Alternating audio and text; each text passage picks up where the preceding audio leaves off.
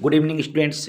आज के अपने इस लेक्चर में हम एक नए एक्सपेरिमेंट को लेकर के आगे बढ़ेंगे। जी हाँ, आज का टॉपिक है अल्फा रेज एक्सपेरिमेंट। ये रदरफोर्ड का अल्फा कण प्रकीर्णन है। जे थॉमसन वे पहले वैज्ञानिक थे जिन्होंने परमाणु का पहला मॉडल डिस्कवर किया। इस मॉडल को उन्होंने प्लम पुडिंग मॉडल नाम दिया था। लेकिन इस मॉडल की कुछ लिमिटेशंस थीं जिसके कारण यह मॉडल एटम के स्ट्रक्चर को एक्सप्लेन नहीं कर पाया और फेल हो गया। अर्नेस्ट रदरफोर्ड जो कि एक ब्रिटिश साइंटिस्ट थे, वे थॉमसन के इस एटॉमिक मॉडल से सहमत नहीं थे, जिसके बाद उन्होंने एक एक्सपेरिमेंट किया। रदरफोर्ड ने अपने इस प्रयोग को अल्फा रेज स्कैटरिंग एक्सपेरिमेंट नाम दिया और प्रयोग की मदद से एटम के स्ट्रक्चर को एक्सप्लेन किया। तो आइए इस एक्सपेरिमेंट को हम डिटेल से समझते हैं। एनिमेशन में हम देख रहे हैं कि एक रेडियो एक्टिव सोर्स है जिसको एक लेड ब्लॉक में रखा गया है, यानी एक कंटेनर में इसको रखा गया है। रेडियो एक्टिव सोर्स से अल्फा पार्टिकल्स बाहर निकलते हैं। अल्फा पार्टिकल्स हीलियम नाभिक के बराबर होता है, जिसमें 2 प्रोटॉन और 2 न्यूट्रॉन होते हैं। इसका मतलब ये हुआ कि एक अल्फा पार्टिकल में 4 यूनिट मास और 2 यूनिट पॉजिटिव चार्ज होता है।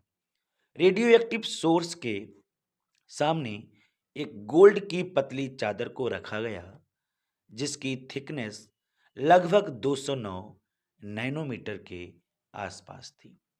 इस गोल्ड की चादर के चारों ओर जिंक सल्फाइड की एक क्वाइल लगाई गई, जिसकी मदद से अल्फा पार्टिकल्स को देखा जा सकता था।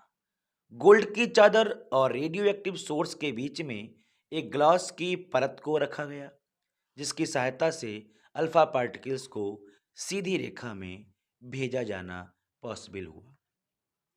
एनिमेशन में हम लोग देख रहे हैं कि जैसे ही रेडियो एक्टिव सोर्स से अल्फा पार्टिकल्स भेजे जाते हैं, ये अल्फा पार्टिकल्स गोल्ड की जो परत है उसको पार करके उससे बाहर निकल आए। आप एनिमेशन में देख रहे होंगे स्टूडेंट्स। जैसे ही अल्फा पार्टिकल्स गोल्ड की चादर पर पड़ते हैं, ये बाहर के लिए फैलने लगते हैं और अलग अलग एंगल पर प्रकीर्णित होना प्रारंभ कर देते हैं। ये alpha particles ZnS zinc sulphide की फाइल पर एक फ्लैश लाइट उत्पन्न करते हैं, जिसकी मदद से हम अल्फा पार्टिकल्स को पहचान सकते हैं। आइए अब ऑब्जर्वेशन क्या क्या हुए अल्फा कण के प्रयोग से। पहला ऑब्जर्वेशन जो अल्फा कण प्रकीर्णन से पॉसिबल हुआ, चलिए उसकी बात करते हैं। स्टूडेंट्स, ज्यादातर अल्फा पार्टिकल्स बिना किसी दिशा में मुड़े सीधे चले गए। Most of the fast moving alpha particles, आप देख रहे होंगे, स्ट्रेट लाइन में मूव कर रहे हैं।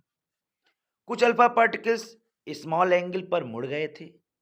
सम of the alpha particles are deflected by the foil by small angles. इसके पश्चात स्टूडेंट्स, हर 12,000 कण में से एक कण गोल्ड की चादर पर टकरा करके 180 एंगल बना करके वापस रिटर्न होने लगा।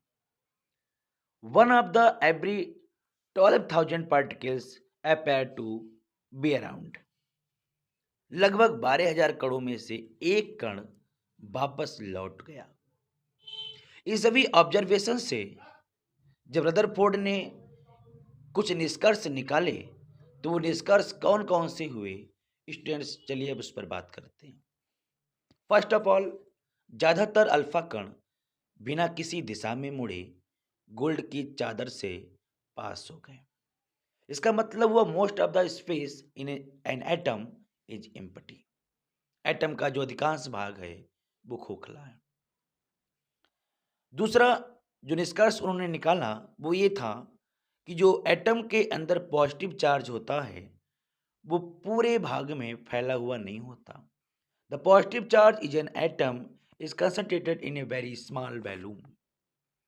और थर्ड निष्कर्ष जो उन्होंने पाया वो ये था कि जो पॉजिटिव चार्ज है वो एक बहुत ही छोटी सी जगह में कलेक्ट रहता है।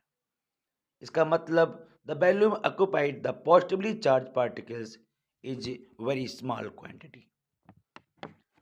इस मॉडल को न्यूक्लियर मॉडल ऑफ एटम भी कहा गया। स्टूडेंट्स, ये ऐसा मॉडल था जो एटम्स के बारे में बहुत सारी जानकारी प्रोवाइड कराता है, जिसमें से एक है the electrons revolve around the nucleus in circular path. दूसरा, the positively charged center in an atom is called nucleus. ये कुछ जानकारियां थी जो इस एक्सपेरिमेंट से हमको प्राप्त होती हैं। The size of an nucleus is very small as compared to the size of an atom. I hope आप सभी को वीडियो अच्छी लगी होगी।